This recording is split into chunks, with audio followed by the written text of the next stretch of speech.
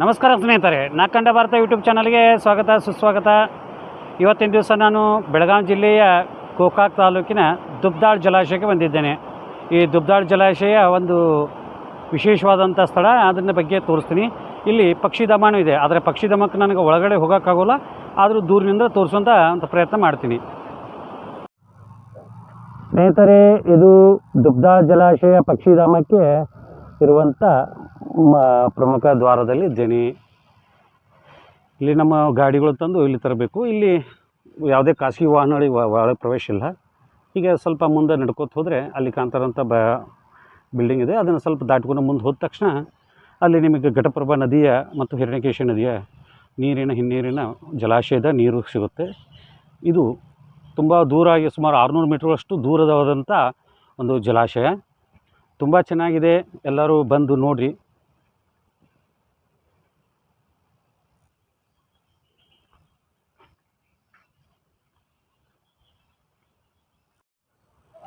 ತಾಯಿ ಮಗುವಿಗೆ ಹಾಲನ್ನು ಉಣಿಸುತ್ತಿರುವಂಥ ಒಂದು ಸುಂದರವಾದ ಮೂರ್ತಿ ಇದೆ. ಇಲ್ಲಿ ಉದ್ಯಾನವನ ತುಂಬ ಚೆನ್ನಾಗಿದೆ, ಹಚ್ಚ ಹಸಿರಿನಿಂದ ತುಂಬಿದೆ. ಪಕ್ಕದಲ್ಲಿ ನದಿ ಇರೋದ್ರಿಂದ ಸಾಕಷ್ಟು ನೀರಿನ ವ್ಯವಸ್ಥೆ ಇರೋದ್ರಿಂದ ಇಲ್ಲೇನು ಸಮಸ್ಯೆ ಇಲ್ಲ.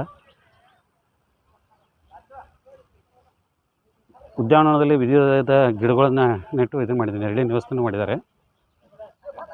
ಇಲ್ಲಿ ಪ್ರವಾಸಿಗರು ಬರ್ತಿರ್ತಾರೆ, ಎಲ್ಲ ಥರದ ಪ್ರವಾಸಿಗರು ಇಲ್ಲಿ ಇದ್ದೇ ಇರ್ತಾರೆ. ದೂರಿಂದ ಬರುವಂಥ ಜನರಿಗೂ ಬಂದು ಈ ಉದ್ಯಾನವನ ಇರ್ಬೋದು, ದುಬ್ದಾಳ್ ಜಲಾಶಯ ಇರ್ಬೋದು, ಇದನ್ನೆಲ್ಲ ಬಂದು ವೀಕ್ಷಿಸಬೇಕು ಅಂತ ನನ್ನೊಂದು ಮನವಿ. ನಿಮಗೆ ಇಲ್ಲಿ ಬರೋದಕ್ಕೆ ಅನುಕೂಲ ಅಂದರೆ ಗೋಕಾಕ್ ನಗರದಿಂದ ಸುಮಾರು 13 ಕಿಲೋಮೀಟ್ರ್ ದೂರ ಆಗುತ್ತೆ. ಇಲ್ಲಿ 2-3 ಮಾರ್ಗಗಳು ಇದ್ದಾವೆ. ಒಂದು ಗೋಕಾಕ್ ನಗರದಿಂದ ನೇರವಾಗಿ ಬಂದು ಘಟಪ್ರಭಾ ಗ್ರಾಮಕ್ಕೆ ಬಂದು, ಆ ಗ್ರಾಮದಿಂದ ಇಲ್ಲಿ ಸುಮಾರು 3 ಕಿಲೋಮೀಟ್ರ್ ಬಂದು ನಮ್ಮ ರೈಲು ಹಳಿ ಮೂಲಕ ಬಾಜು ಪಕ್ಕದಲ್ಲೇ ಇದೆ. ಈ ಘಟಪ್ರಭಾ ನದಿಯನ್ನು ಕ್ರಾಸ್ ಮಾಡುವಂಥ ಜಾಗನೂ ಇಲ್ಲೇ ಇದೆ. ಇಲ್ಲೇ ಇರೋದ್ರಿಂದ ಅದರ ಪಕ್ಕದಲ್ಲಿ ಈ ಒಂದು ಲೈನ್ ಕ್ರಾಸ್ ಮಾಡ್ಕೊಂಡ್ಬಂದು ಈಗ ಡ್ಯಾಮ್ ಹತ್ರ ಬಂದು ಎಲ್ಲ ವೀಕ್ಷಣೆ ಮಾಡ್ಬೋದು ಜಲಾಶಯನತೆ. ಹಾಗೆ ಹುಕ್ಕೇರಿ ಕಡೆಯಿಂದ ಬರೋರು ಸಹಿತ ಘಟಪ್ರಭಾಕ್ಕೆ ಬರಬೇಕು. ಗೋಕಾಕ್ ಕಡೆಯಿಂದ ಬರೋರು ಇನ್ನೊಂದು ಅವಕಾಶ ಇದೆ.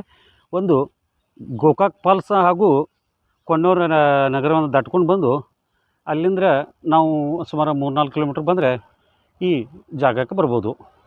ನೀವು ಎಲ್ಲೇ ಬಂದರೂ ಸಹಿತ ರೈಲ್ವೆ ಲೈನ್ ಕ್ರಾಸ್ ಮಾಡಿಕೊಂಡೇ ಬರಬೇಕು.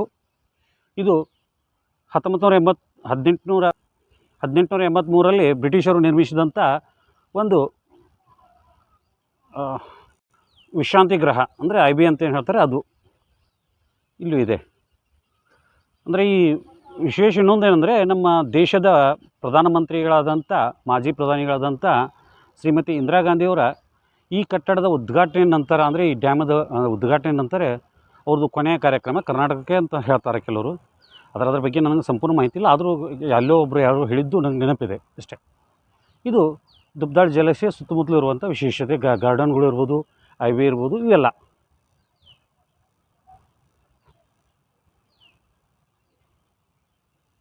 ಈಗ ನಾನು ಹೋಗ್ತಾ ಇರೋದು ಈ ದುಬ್ದಾಳ್ ಜಲಾಶಯ, ಅಂದರೆ ಘಟಪ್ರಭಾ ನದಿಯ ಒಂದು ನೀರಿನ ಮಾದರಿಯ ಒಂದು ದೃಶ್ಯನ ಇಲ್ಲಿ ಮಾಡಿದ್ದಾರೆ ಸಿಮೆಂಟ್ನಲ್ಲಿ. ಅದನ್ನೊಂದು ತೋರಿಸ್ತೀನಿ ಸ್ನೇಹಿತರೆ. ಈಗ ನಾನು ತೋರಿಸ್ತಾ ಇರೋದು ಘಟಪ್ರಭಾ ಮತ್ತು ಹಿರಣ್ಯಕೇಶಿ ನದಿಯ ನೀರು. ಇದು ಗೋಕಾಕ್ ಹುಕ್ಕೇರಿ ತಾಲೂಕಿನ, ಲಾಸ್ಟ್ ಟೈಮ್ ನಾನು ಒಂದು ವಿಡಿಯೋ ತೋರಿಸಿದ್ದೆ, ಕುಡಲ ಸಂಗಮ, ಆ ನದಿಯಿಂದ ಬರುವಂಥ ನೀರು. ಇದು ಅಲ್ಲಿ ಗುಡಿಗೆರೆ ಹತ್ರ ಬಂದು ನದಿ ಸಂಗಮವಾಗಿ ನೀರು ಬರುತ್ತೆ. ಇದು ಘಟಪ್ರಭಾ ನದಿ ತುಂಬ ಅಗಲವಾಗಿ ಮತ್ತು ದೂರ ಆಗಿದೆ. ಇದ್ರ ನಡುವೆ ಅಲ್ಲಿ ಕಾಣಿಸ್ತಾ ಇರುವಂಥದ್ದು ಏನೇನು ಕಾಣಿಸ್ತಾ ಇದೆ, ಇಲ್ಲಿ ಒಂದು ಪಕ್ಷಿಧಾಮ ಇದೆ. ಅಂದರೆ ಪಕ್ಷಿಗಳು, ವಿವಿಧ ಜಾತಿಯ ಪಕ್ಷಿಗಳು, ಸುಮಾರು 200ಕ್ಕಿಂತ ಹೆಚ್ಚು ವಿವಿಧ ಜಾತಿಯ ಪಕ್ಷಿಗಳು ಇಲ್ಲಿ ಬಂದು ನಿಲ್ಲಿಸ್ತವೆ. ಈಗ ನಿಮ್ಗೆ ಅಲ್ಲಿ ಕಾಣಿಸುತ್ತೆಲ್ಲ ನಡುಗಡ್ಡೆ, ಇಲ್ಲಿ ಒಂದು ಸ್ವಲ್ಪ ಇದೆ, ಜೂಮ್ ಆಗ್ತೀನಿ ನೋಡಿ. ಅಲ್ಲಿ ಗಿಡದಲ್ಲಿ ಏನು ವಿಶೇಷ ಬಿಳಿ ಕಾಣಿಸ್ತಾ ಇದೆಯಲ್ಲ, ಅದು ಪಕ್ಷಿಗಳು, ವಿವಿಧ ಜಾತಿಯ ನಾನಾ ದೇಶಗಳಿಂದ ಇಲ್ಲಿ ಬಂದು ಪಕ್ಷಿಗಳು ನಿಲ್ಲಿಸ್ತವೆ. ಸುಮಾರು 700 ಎಕರೆಯಷ್ಟು ಜಾಗ ಅಲ್ಲಿ ನಡುಗಡ್ಡೆ ಇದೆ ನೀರಿನ ನಡುವೆ. ಅಲ್ಲಿ ದೇಶ ವಿದೇಶಗಳಿಂದ ನಾನಾ ಥರದ ಪಕ್ಷಿಗಳು ಬರ್ತವೆ. ಬೇಸಿಗೆಯಲ್ಲಿ ಪೂರ್ಣ ನೀರು ಸಂಪೂರ್ಣ ಹೋದಾಗ ಆಗ ಅಲ್ಲಿ ಒಂದು ಸರಿ ಹೋಗಿ ನಿಮ್ಗೆ ವಿಡಿಯೋ ಮಾಡುವಂಥ ಪ್ರಯತ್ನ ಮಾಡ್ತೀನಿ ನಾನು, ಅದು ಗ್ಯಾರಂಟಿ ಇದೆ ನನಗೆ. ಅಲ್ಲಿನೂ ವಿಡಿಯೋ ತೋರಿಸ್ತೀನಿ. ಸದ್ಯಕ್ಕೆ ನನಗೆ ಅಲ್ಲಿ ಹೋಗೋಕ್ಕಾಗೋಲ್ಲ, ಇಲ್ಲಿ ತುಂಬ ನೀರು ಇದೆ. ಮಹಾರಾಷ್ಟ್ರದ ಕೊಂಕಣ ಭಾಗದಲ್ಲಿ ಅಂದರೆ ಅಂಬೋಲಿ ಮತ್ತು ಗಡಿಂಗ್ಲಜ್ ಆಜ್ರಾ ಈ ಥರದ ಪ್ಲೇಸ್ ಸ್ಥಳಗಳಲ್ಲಿ ತುಂಬ ಮಳೆ ಆಗ್ತಿರೋದ್ರಿಂದ ವರ್ಷಧಾರೆ ಜಾಸ್ತಿ ಇರೋದ್ರಿಂದ ನೀರು ನದಿಗೆ ಬರ್ತಾಯಿದೆ. ಈಗ ನೀರು ಉಕ್ಕಿ ಹರಿತಾ ಇದೆ. ನೋಡಿ ಸ್ನೇಹಿತರೆ, ಇದು ಈ ರೀತಿ ದುಬ್ದಾಳ್ ಜಲಾಶಯ ಇದೆ. ಇದು 1983ರಲ್ಲಿ ಈ ಕಟ್ಟಡದ ಪೂರ್ಣ ನಿರ್ಮಾಣ ಆಗಿದೆ. ಇದು ಘಟಪ್ರಭಾ ಎಡದಂಡೆ ಕಾಲುವೆಗೆ ರೈತರಿಗೆ ಅನುಕೂಲಕ್ಕಾಗಿ ನೀರಿನ ವ್ಯವಸ್ಥೆ ಸಲುವಾಗಿ ಕಾಲುವೆಗೋಸ್ಕರ ಇದನ್ನು ಕಟ್ಟಡ ಕಟ್ಟಿದ್ದಾರೆ. ಇಲ್ಲಿ ನೀರನ್ನು ಹಿಡಿದು ಒಂದು ಸ್ವಲ್ಪ ಈ ಕಡೆ ಕೆನಾಲಕ್ಕೆ ಕಾಲುವೆಗೆ ನೀರು ಬಿಡ್ತಾರೆ. ಅದು ಈ ಸ್ಥಳದಲ್ಲಿ ಈ ಕಟ್ಟಡದಿಂದ ನೀರು ಹೋಗುತ್ತೆ. ಘಟಪ್ರಭಾ ಎಡದಂಡೆ ಕಾಲುವೆಗೆ ನೀರು ಹರಿಸುವಂಥದ್ದು ದೃಶ್ಯ. ಇಲ್ಲಿ ಇಲ್ಲಿ ನೀರು ಬಿಟ್ಟಾಗ ಇದು ಹೋಗುತ್ತೆ. ಇದು ಬಿಳಿಗಿ ಮೂಲಕ ಸಾಕಷ್ಟು ರೈತರಿಗೆ ಅನುಕೂಲ ಆಗುತ್ತೆ. ನೋಡಿ, ಈಗ ಆ ಕಡೆಯಿಂದ ಈ ಕಡೆ ಬಂದು ನಾನು ವಿಡಿಯೋ ಮಾಡ್ತಾಯಿದ್ದೀನಿ. ಈಗ ನಡುಗಡ್ಡೆ ಹತ್ತಿರ ಇದೆ, ಸಮೀಪದೆ. ಎಲ್ಲಿ ನೋಡಿದ್ರು ಜಲರಾಶಿ ತುಂಬ ಚೆನ್ನಾಗಿದೆ. ಒಂದು ದಿವಸದ ಪ್ರವಾಸಕ್ಕೆ ಬರುವಂಥ ಯೋಗ್ಯವಾದ ಸ್ಥಳ. ಇಲ್ಲಿ ತುಂಬ ಅನುಕೂಲಕರವಾದಂಥ ಒಂದು ಗಾರ್ಡನು ಇದೆ.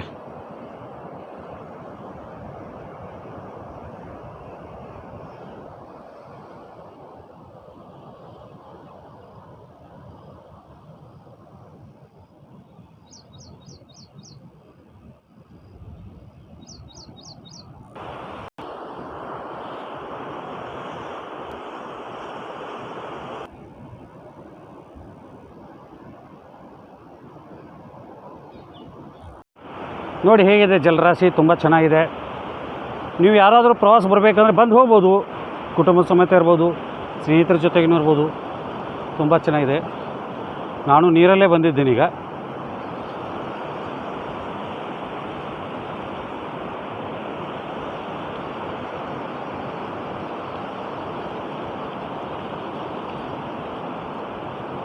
ಹಾಗೆ ಸ್ವಲ್ಪ ಇಲ್ಲಿರುವಂಥ ವಿಶೇಷತೆಗಳನ್ನು ತೋರಿಸ್ಕೊತೀನಿ.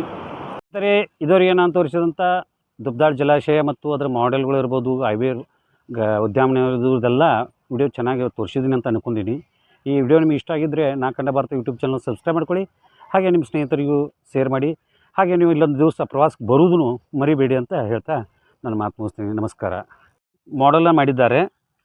ಇದು ಘಟಪ್ರಭಾ ನದಿ ಮಹಾರಾಷ್ಟ್ರದಲ್ಲಿ ಹುಟ್ಟಿದ ನಂತರ ಅದು ಬಂದು ಬೆಳಗಾವಿ ಜಿಲ್ಲೆಗೆ ಹತ್ತರಿಗೆ ಅಂತರ ಬಂದು ಸೇರುತ್ತೆ. ಅಲ್ಲಿಂದ ಹರಿದು ಬಂದು ಅದಕ್ಕೆ ಒಂದು ಜಲಾಶಯನ ಕಟ್ಟಿದ್ದಾರೆ. ಅದು ರಾಜ ಲಕ್ಷ್ಮಣ ಗೌಡ ಜಲಾಶಯ ಅಂತ ಅದರ ಹೆಸರು. ಇದು ಈ ರೀತಿ ನದಿ ನೀರು ಹರ್ಕೊಂಡು ಬಂದು ಈ ರೀತಿ ಬರುತ್ತೆ.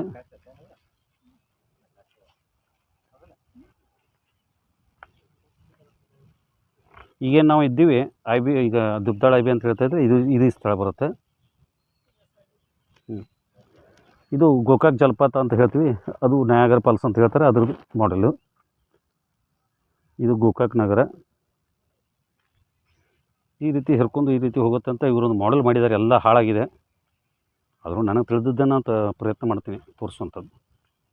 ಈ ರೀತಿ ಕೊನೆಗೆ ಕೃಷ್ಣಾ ನದಿಗೆ ಸಂಗಮ ಆಗುವಂಥ ದೃಶ್ಯಕ್ಕೆ ಎಂಡ್ ಆಗುತ್ತೆ. ಇದು ಅಂದರೆ ಆಲ್ಮಟ್ಟಿ ಜಲಾಶಯ ಏನಿದೆಯಲ್ಲ, ಅಲ್ಲಿ ಘಟಪ್ರಭಾ ನದಿ ಕೃಷ್ಣಾ ನದಿಗೆ ಸಂಗಮ ಆಗುತ್ತೆ.